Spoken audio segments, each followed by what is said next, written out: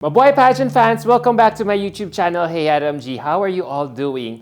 As you can see guys, unti-unti nang dumadami ang mga pageant ganaps because international pageant season has already begun!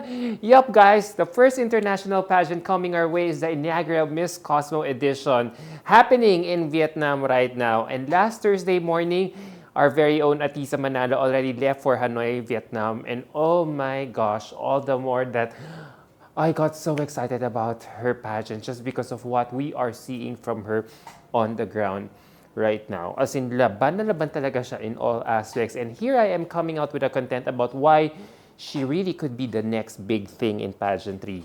That is to become the inaugural Miss Cosmo Queen.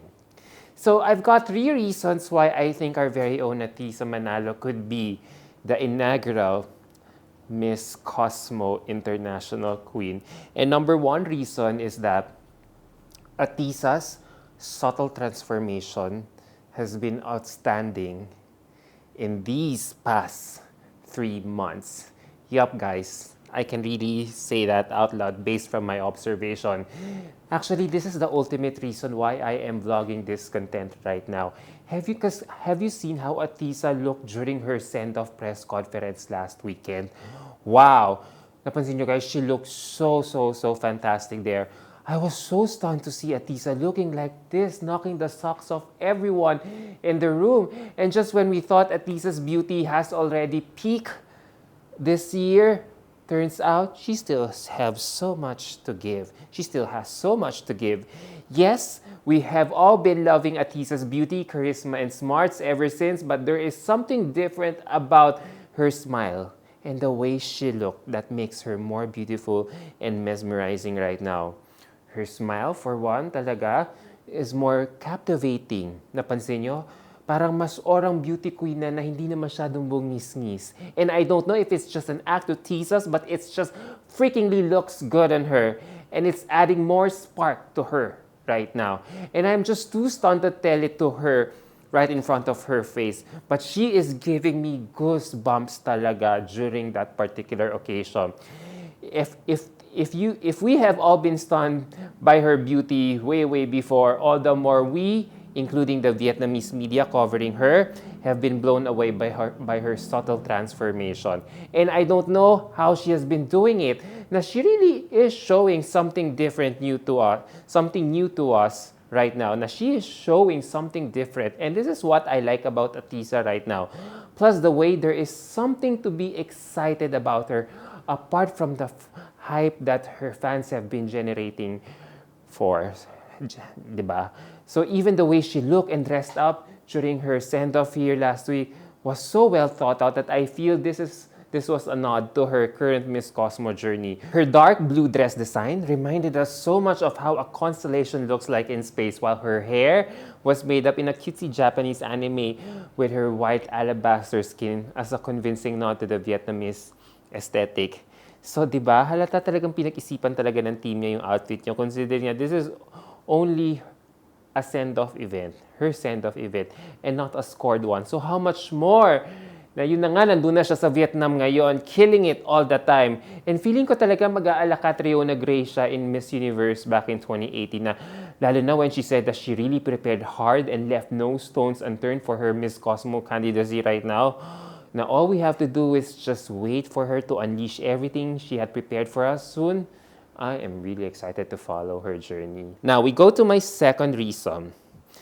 And it's because Ahtisa, I see that Ahtisa has hunger and drive to win Miss Cosmo. As I think about Ahtisa for Miss Cosmo right now, I can't help but how destiny has led her to be in this year's Miss Cosmo instead of Miss Universe. Because let's face it, Miss Universe was Ahtisa's ultimate goal. And when she did not get it, we thought it was the end of the universe for her, literally. But no, di ba? Nakita niyo naman, she completely embraced her new pageant wholeheartedly with a childlike faith and positive attitude. The businesswoman or entrepreneur in Ahtisa knew she has the opportunity to make or create history if she gets assigned to this pageant, because she could really, siguro probably she figured, she could really set the standard for this pageant.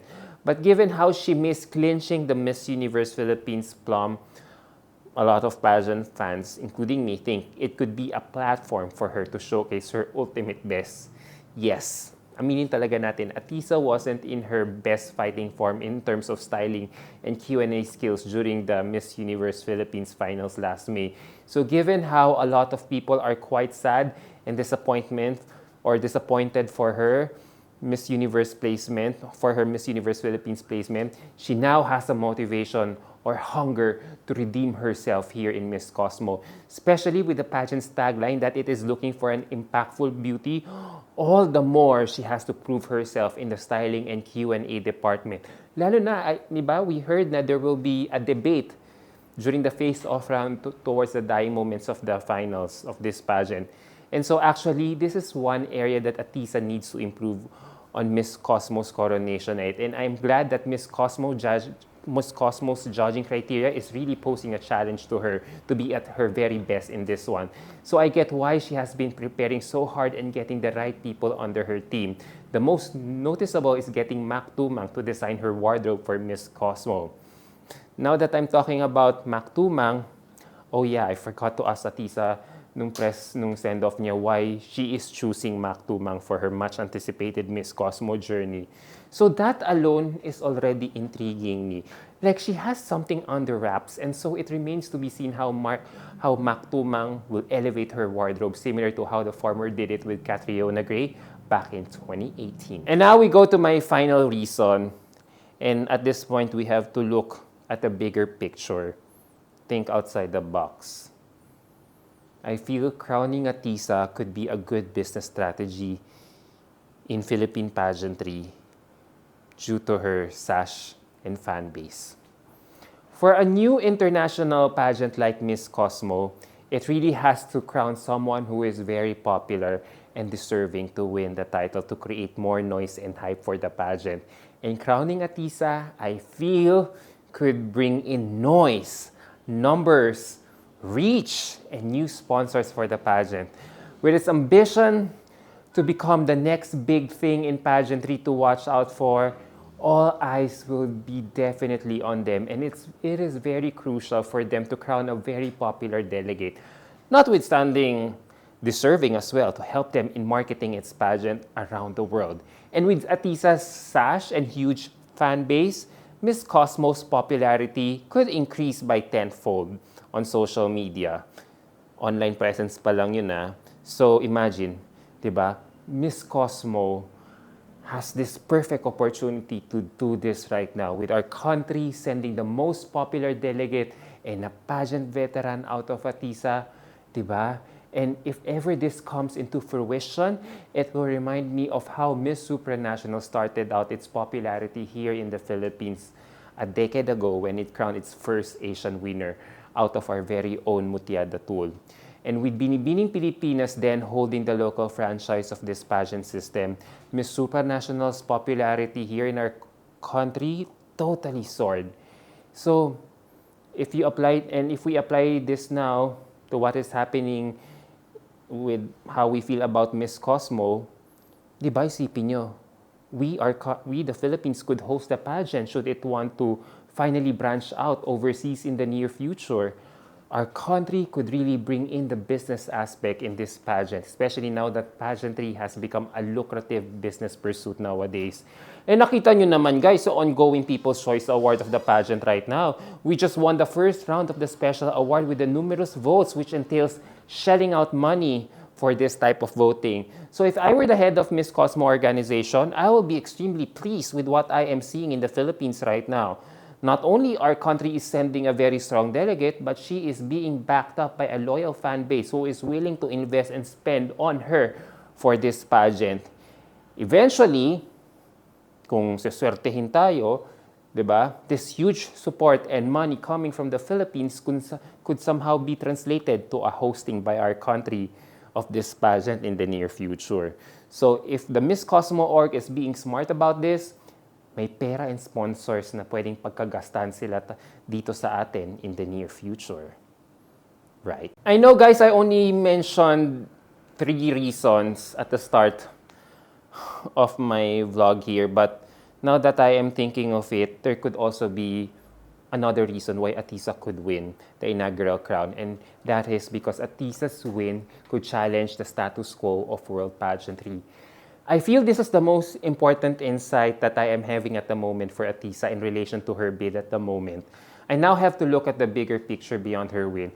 And with so much hype and anticipation about the inaugural edition of Miss Cosmo, a lot are really expecting to live up to its promise. And admittedly, when it made its introduction earlier last year, hardly there was a talk about them on social media. But look right now, guys.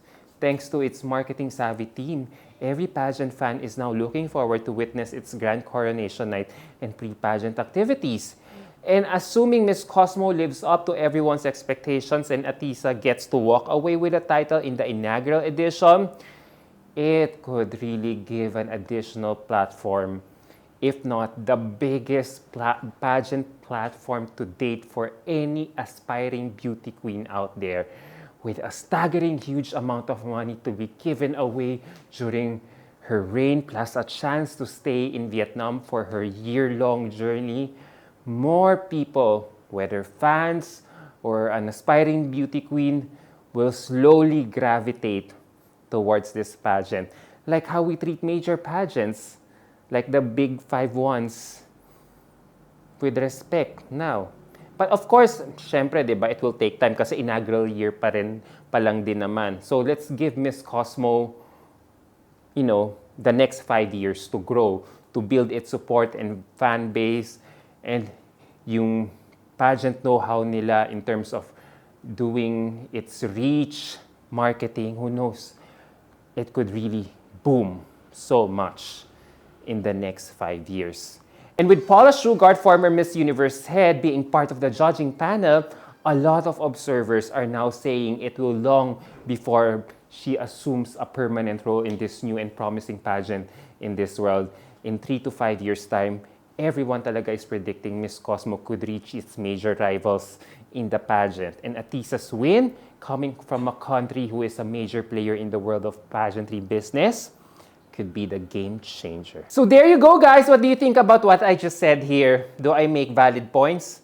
Or is mostly everything I just said here a hard oversell?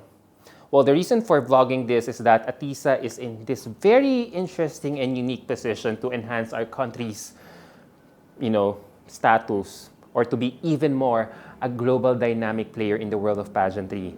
So all eyes are on her right now. She is the girl to beat at the moment, and I hope she will be able to sustain the momentum towards the end of the competition.